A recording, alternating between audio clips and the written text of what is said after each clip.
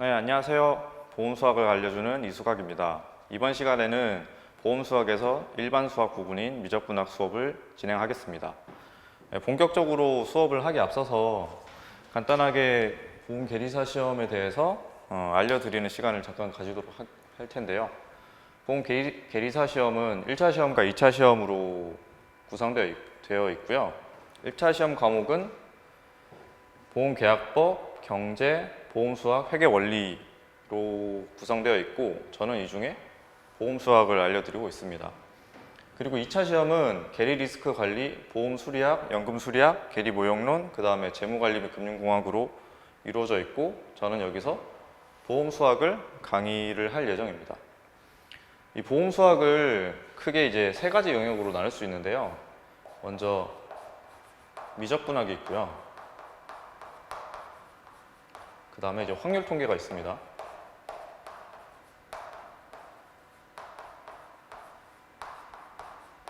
그 다음에는 이제 생명보험수리 혹은 장기보험수리라고 할 수 있는 과목이 있고요.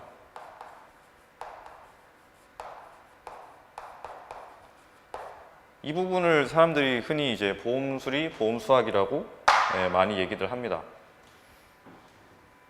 여러분들은 이제 보험수학 강의를 이제 신청하신 이유는 계리사가 되기 위해서 신청하셨을 텐데요. 요 1차 과목 요 미적분학, 확률통계, 생명보험수리는 계리사로 가기 위한 가장 이제 초입에 있는 단계라고 생각하시면 돼요. 요 세 가지 과목을 베이스로 해서 만들어진 과목들이 저희가 2차 시험 보는 이 과목들이고요. 특히 보험 계리사라고 하면은 이제 보험수리학을 가장 많이 사용하게 됩니다. 여러분 이제 계리사 시험의 응시 인원이 몇 명인지 아세요? 1년에 대략 한 1000명 정도 되거든요. 1000명 정도 되는데 이거를 수능 응시 인원이랑 한번 생각을 해보면 수능은 대략 이제 50만 명 정도 돼요. 그러니까 이제 여러분들의 나이가 아마 다양하실 텐데 50만 명 정도 되는 그 동갑인 친구들과 수능을 봤을 겁니다. 그 중에 여러분들은 1000명 정도 응시하는 시험에 이제 도전을 하시는 거고요. 그러면 이것만 해도 몇 퍼센트예요? 1%는 안 되죠. 1% 미만인 집단에 이제 들어가기 위해서 여러분들이 이제 도전을 하시는 거기 때문에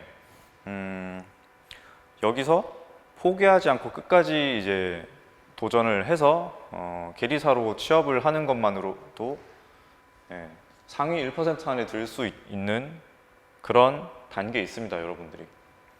참고로 하시고요. 그러면 잡소리는 여기까지 하고 바로 강의를 시작해 보도록 하겠습니다. 첫 번째 강의는 집합과 명제입니다. 집합과 명제는 여러분들이 아마 굉장히 쉬운 과목이어가지고 별로 어렵지 않으실 거예요. 먼저 어떤 A라는 이런 집합이 있다고 했을 때 이 집합의 원소로 델타, 뮤, 세타 이런 원소들이 있다고 해볼게요. 이런 원소들이 있을 때 어떤 뮤라는 이제 원소는 이 A라는 집합의 원소다 이렇게 표현할 수 있겠죠. 그 다음에 이 집합 안에 일부 원소만 묶어서 요거를 이제 집합 B라고 표현할 수 있을 거예요. 그러면 집합 B는 이 뮤와 세타로 이루어진 집합이 될 거고요. 이 경우에는 이제 B 집합은 A 집합에 포함되어 있기 때문에 B 집합은 A 집합의 부분 집합이다 이렇게 표현할 수 있을 겁니다. 여기까지는 뭐 어렵지 않을 거라고 생각을 해요. 그래서 바로 문제 풀이를 해보도록 하겠습니다. 저희 수업 방식은 먼저 이제 예제 문제를 풀어드리면은 여러분들은 그 밑에 있는 유제 문제를 풀어보면서 개념을 잡아 나가시는 게 좋을 것 같고요. 제가 정말 풀어야 된다, 필요하다 싶은 유제들은 같이 풀어드릴 겁니다. 1번을 보시면 A의 집합이 세 가지 원소를 포함하고 있는 집합이 있습니다. 그럼 아까 그림을 다시 그려보면 A라는 집합은 이런 기호, 이런 거 이제 세 가지를 원소로 가지고 있는 집합이고요. 그래서 다 다른 건 다 말이 되는데 4번을 보시면은 이 공집합과 1로 이루어진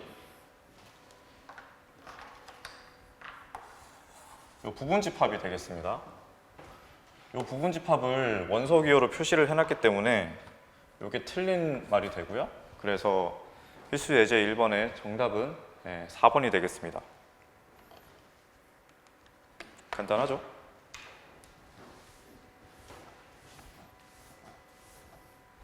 그 다음 필수 예제 2번, 이제 B집합의 원소의 개수를 구하는 문제인데요. B집합은 A와 B를 각각 제곱한 값의 합으로 구성되어 있습니다. 여기서 보면 이제 A, B가 둘 다 A집합의 원소이기 때문에 A가 될 수 있는 거는 1, 2, 3이 되고 B가 가지고 수 있는 값도 1, 2, 3이 됩니다. 그렇죠? 그러면 이제 B집합의 원소를 구해보기 위해서 A, B의 이제 조합을 한번 계산을 해보면은 1,1, 1,2,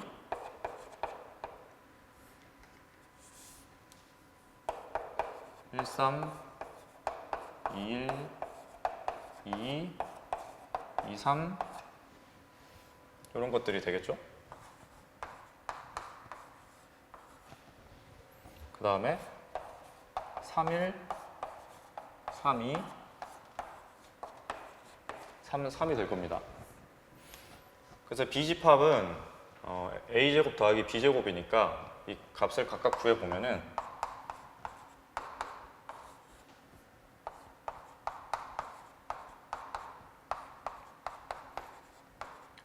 이렇게 각각을 열심히 계산을 해서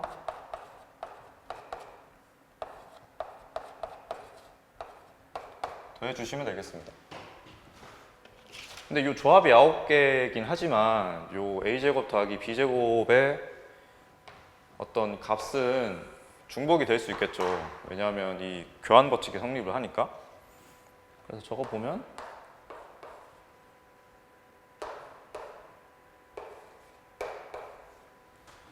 그 다음에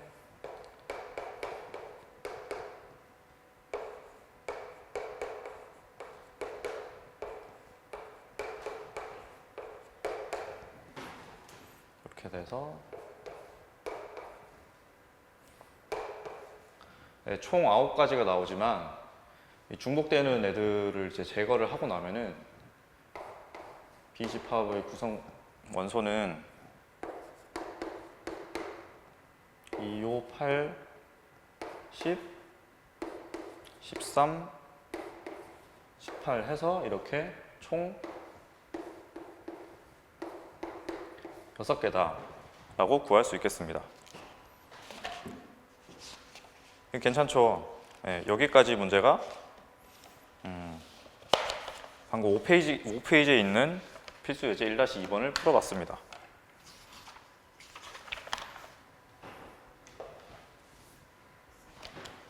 넘어갈게요.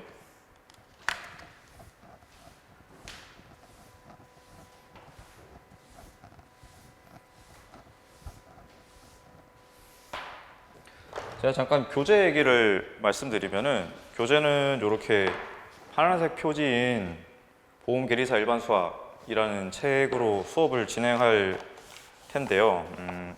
혹시 요 예전 책을 가지고 있는 분들은 상관없습니다. 예전 책을 보셔도.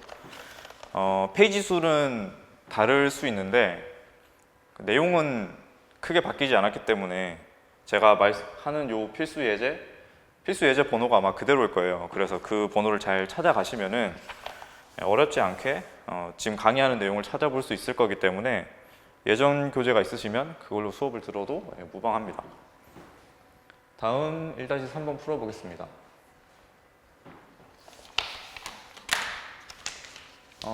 A라는 집합은 10 이하의 소수라고 되어 있는데요. 소수는 영어로는 프라임 넘버라고 해서 P라고 표현을 많이 하거든요. 이제 1과 자기 자신으로 밖에 나눠지지 않는 수를 소수라고 하죠. 그래서 A라는 집합을 다시 적어보면은 10 이하의 소수니까 2, 3, 5, 7 이렇게 네 가지가 되겠습니다. A라는 원소의 개수는 이렇게 4개라고 할 수 있겠죠? 그 다음에 이제 A의 부분집합을 개수를 구하는 거는 A의 부분집합은 이 각각의 원소를 포함하고 안 하고 이런 조합으로 이루어지거든요. 그래서 부분집합의 개수는 2가 있고 없고 두 가지 경우, 3이 있고 없고의 두 가지 경우 이렇게 각 원소가 있고 없고에 대한 경우를 모두 곱해주기 때문에 2의 4승, 그러니까 2의 원소의 개수 승만큼의 부분집합을 가지고 있습니다. 따라서 정답은 16, 4번이 되겠네요. 이렇게 문제를 풀고 넘어가 주시면 되겠습니다.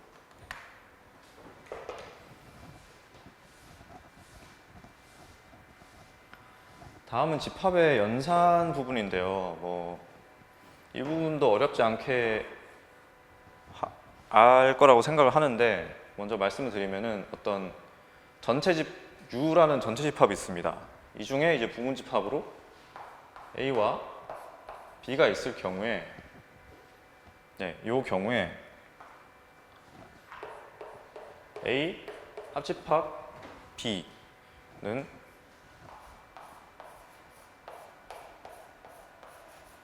요 A와 B를 더한 요 영역이 되겠습니다.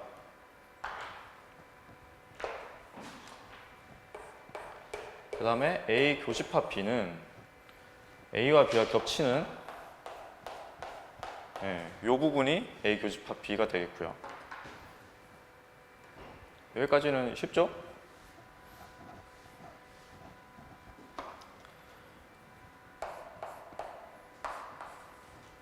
그 다음에 A의 이제 여집합을 구하게 되면은 요런 A라는 집합이 있을 때 요 바깥 부분이 전체가 다 해당이 되거든요.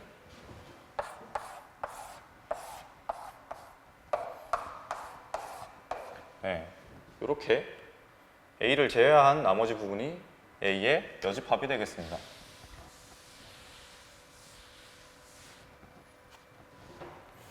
그리고 이제 차집합이 있는데요. 차집합은 A 빼기 B 이렇게 표현을 하고요.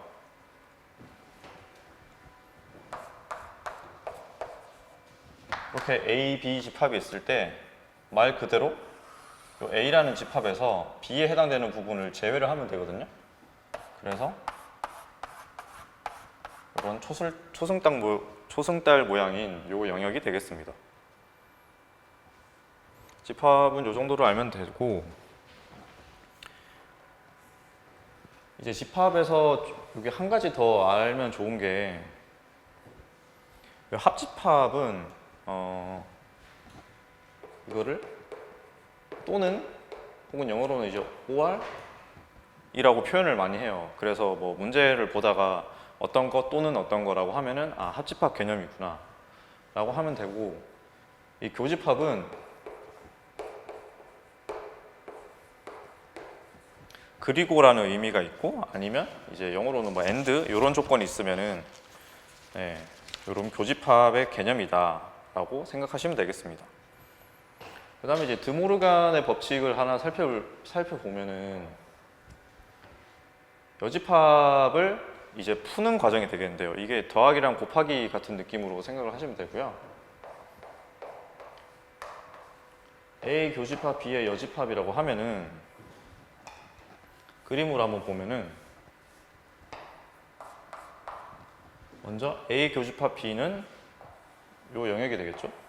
요거를 제외한 여집합이니까 나머지 전체가 해당하게 됩니다. 되죠? 얘를 또 다른 식으로 표현하려면 A 여집합, 합집합, B 여집합이 되고요. 이렇게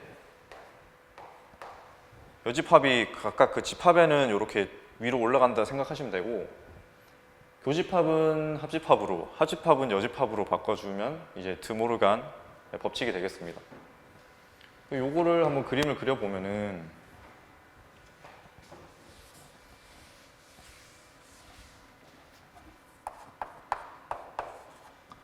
A의 여집합이 되겠죠.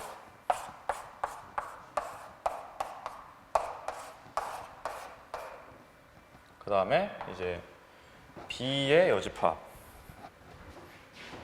B는 여기 있으니까 B의 이런 영역이 될 겁니다. 그래서 이 그림에서 색칠되어 있는 영역을 다 표시를 해보면은 아까 처음에 봤던 A 교집합 B의 여집합과 같다는 것을 확인할 수 있습니다. 요거를 이제 실무에서는 조금 생각을 해보면 프로그래밍 언어를 좀 배워보신 적이 있는지 모르겠는데, 실무 쓰다 보면 프로그래밍 언어를 많이 쓰게 돼요. 뭐 엑셀에서 코딩도 많이 하고 VBA나 뭐 SQL 혹은 게리 소프트웨어 같은 거를 많이 쓰게 되는데, 이 여집합은 not이라는 조건이 됩니다. 이게 부정형이 되고요. 그래서 어떤 조건을 걸고 싶을 때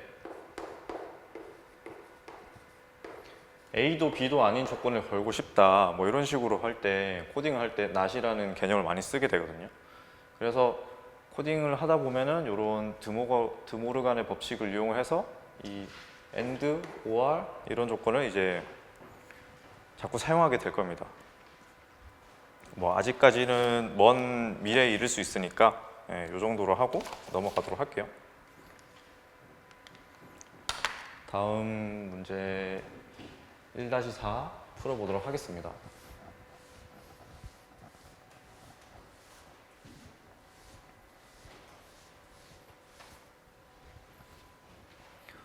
세집합 A, B, C에 대해서 A 차집합 B, 차집합 C를 고르라고 되어 있네요. 이 보통 세집합 A, B, C가 나오면은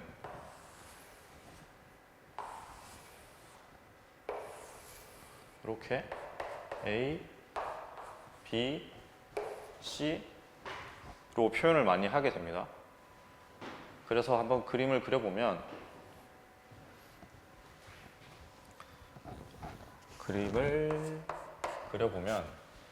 A 차집합 B를 하면은 요 영역이 되겠고요. 여기서 C를 빼게 되면은 C에 해당되는 영역을 빼게 되면은 여기 지워지게 되겠죠. 그래서 남는 거는 이런 은행잎 모양, 요 모양의 범위 면적만 남게 됩니다. 그래서 보기 중에서 이거랑 같은 걸 한번 찾아보면은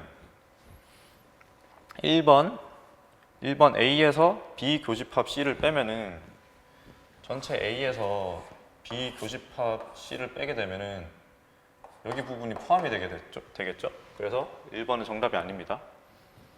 2번 전체 A에서 B 합집합 C 부분을 빼게 되면은 요 은행잎 모양 범위만 남게 되겠네요. 그래서 정답은 2번이 되겠습니다. 집합뿐만 아니라 요즘 여러분들 문제를 푸실 때 그림을 많이 활용하시는 게 좋아요. 이게 문자로 되어 있는 어떤 이런 수식만 A, B, C 뭐 차집합 이런 것만 보다 보면은 직관적으로 와닿지 않는 경우가 많은데, 그럴 경우에 그림을 한번 그려보면은 되게 많이 쉽게 이해를 하실 수 있습니다.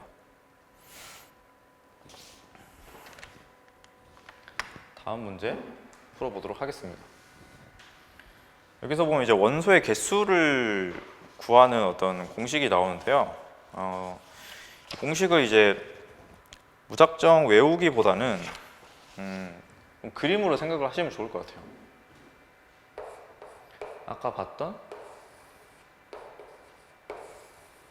여기서 A 합집합 B는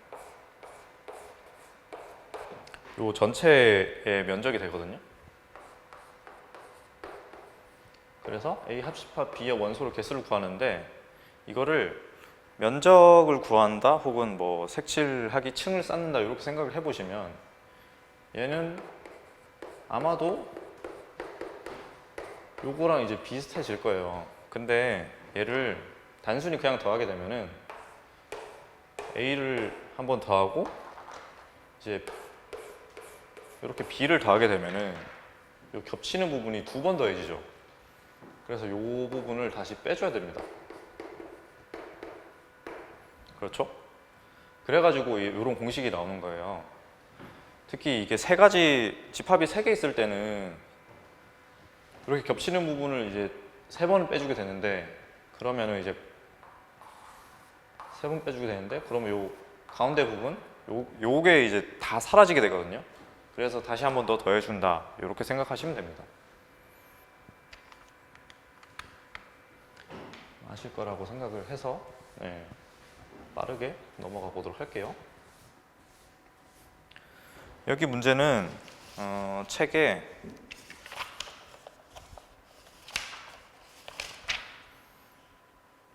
이제 7페이지 상단에 있는 그 예제 문제인데요.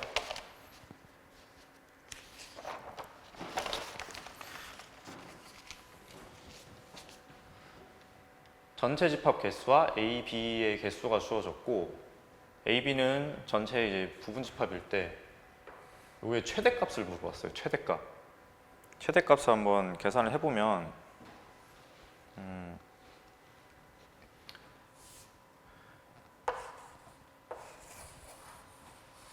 이게 전체가 있고 A, B가 이렇게 있을 때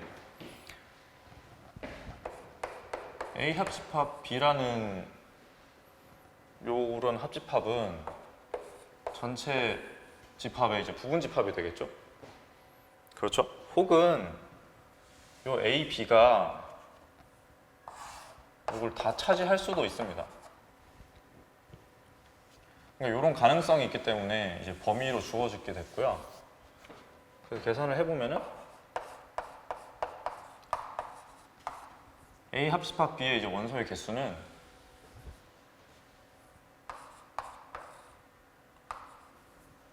전체 집합의 원소의 개수보다 작거나 같을 수밖에 없어요.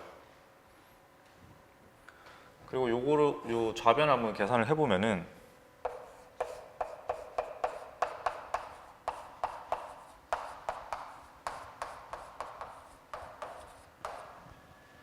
이렇게 표현할 수 있고요. 그렇게 되면은 주어진 조건을 대입을 해보면은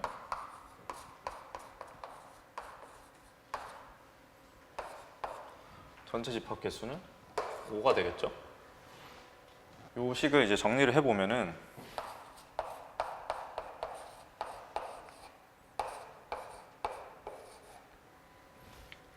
A 교집합 B가 이제 2보다 크게 됩니다. 됐나요? 여기서 이제 주어진 문제를 한번 구해보면은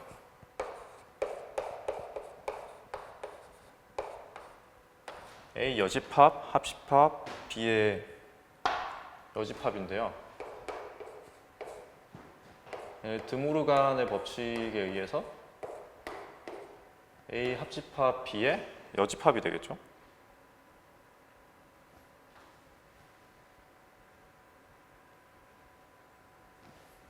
아니네요. A 교집합 B의 여집합이 되겠습니다.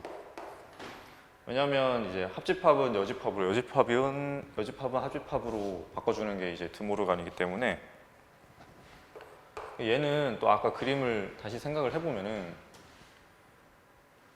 전체 집합에서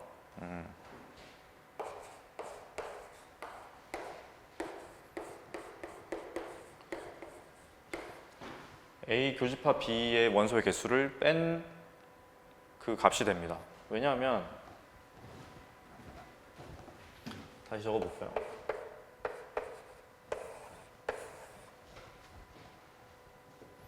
A 교집합 B의 이제 전체 여집합이기 때문에 네. 저 개수는 전체 집합에서 여기에 있는 교집합의 면적을 뺀 것을 나타내게 됩니다. 그래서 얘는 이제 5 빼기 A 교집합 B가 되고요. 근데 A 교집합 B가 최소 2를 가지기 때문에 여기 최대값을 가지려고 하면은 3이 되죠. 네, 이렇게 주어진 문제를 풀어서 정답은 3이 되겠습니다. 제가 생각할 때는 이런 식으로 나오는 게 이제 집합 부분에서 나올 수 있는 나름 어려운 문제, 꼬아서 내는 문제라고 생각이 되고요. 근데 최근 기출문제를 분석해 봤을 때 집합 부분은 거의 나오지가 않는 것 같아요. 그냥 이제 기본적으로 저희 수학이라는 거 공부하기 위한 기본 시작이 되는 어떤 개념이기 때문에 네, 교육 강의를 하고 있고 이제 과거에는 기출문제로 나왔던 것 같은데 최근에는 거의 나오지 않고 있다라고 생각하시면 되겠습니다. 다음은 10페이지에 있는 이제 필수 예제 1-5번이 되겠습니다. 1에서 300까지 자연수 중에서 3, 5, 7의 배수인 자연수의 개수를 구하시오라는 문제가 나왔고요. 여기서 이제 또 집합을 이용할 텐데 3, 5, 7의 또는이기 때문에 요거를 각각 집합으로 어떤 A는 3의 배수, B는 5의 배수, C는 7의 배수라고 정의를 하면은 주어진 문제는 A 합집합, B 합집합, C를 구하라 라는 문제가 되겠습니다. 요거를 구하기 위해서 저희가 필요한 거는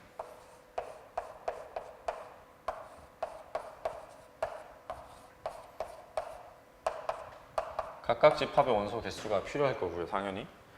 그럼 이제 3의 배수는 300까지니까 100개, 5는 60개, 7은 42개가 되겠습니다.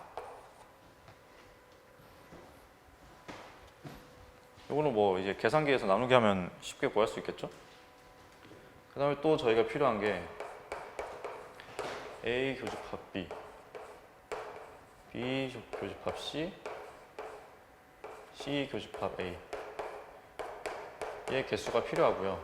얘는 15의 배수, 이제 BC는 35의 배수, CA는 21의 배수가 되겠죠? 네. 요거 계산을 해보면은 20, 8, 14가 될 거고요. 그 다음에 마지막으로 또 필요한 게 A 교집합, B 교집합, C의 개수가 필요해요. 얘는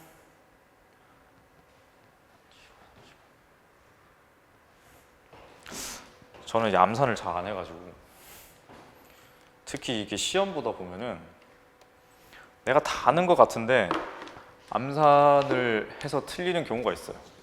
저는 그런 거 몇 번 경험을 하다 보니까 아예 이제 암산을 안 하는 버릇이 생기기도 했습니다. 얘는 105의 배수가 되고 얘의 원소의 개수는 2개가 되겠죠. 그래서 주어진 문제를 해결하기 위해서 최종적으로 답을 구해보면 각 집합의 원소 개수를 더해주고요.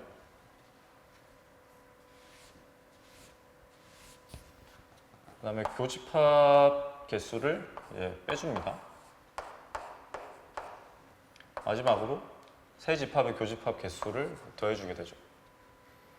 그래서 정답은 162개 1번이 되겠습니다. 잘 따라오고 계신가요? 집합과 명제 부분은 사실 어려운 부분이 아니어가지고 잘 따라오고 있을 거라고 생각을 합니다. 여러분들 반응을 볼 수가 없으니까 아쉽기도 하고 궁금하기도 하네요.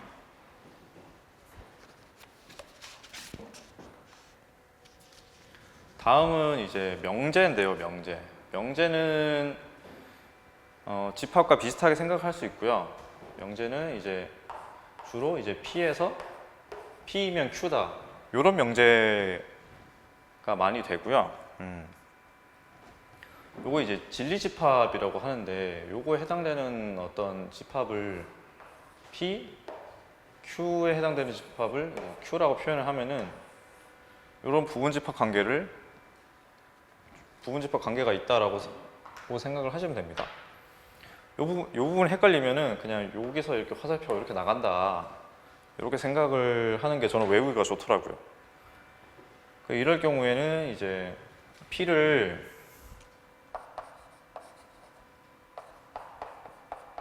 충분 조건, Q를 필요 조건이라고 표현을 하고요. 만약에 이제 P와 Q가 서로가 서로를 이제 의미를 한다. 진리 집합이 서로 같다라고 하면은 필요 충분 조건이다 라고 표현을 하게 됩니다.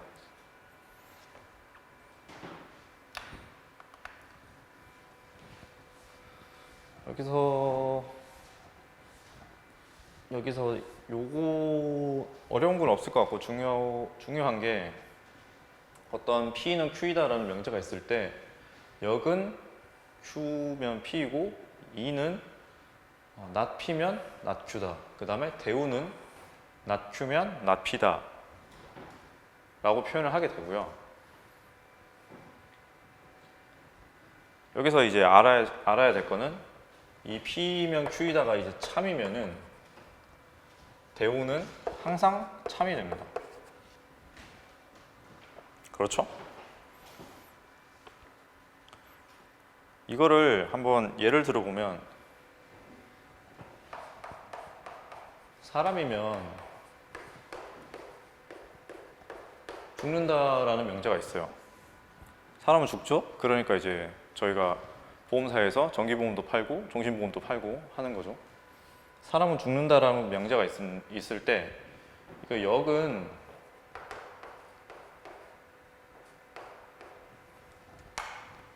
글씨가 엉망이네요. 역은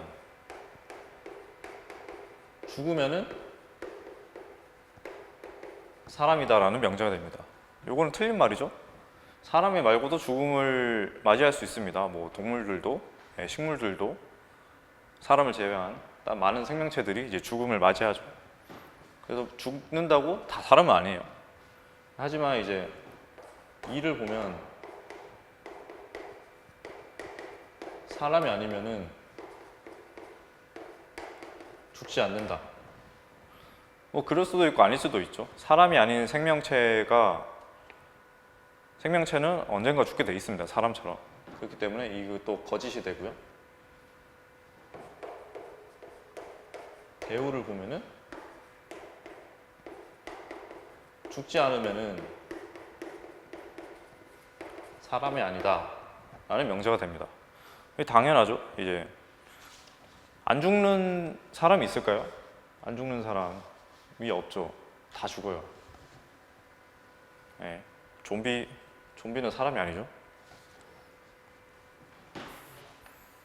요 여기 대우 관계만 기억을 하시면 되겠습니다. 그래서 필수예제 1-6번을 보면은 P이면 Q이다 라고 했을 때 Q는 필요 조건이고 맞는 것. 그렇죠. P는 필요 조건이다. 아니죠. Q는 필요 조건이다. 그러니까 맞는 말이고 답은 2번이 되겠습니다. 네, 여기까지가 제가 준비한 집합과 명제 강의였습니다.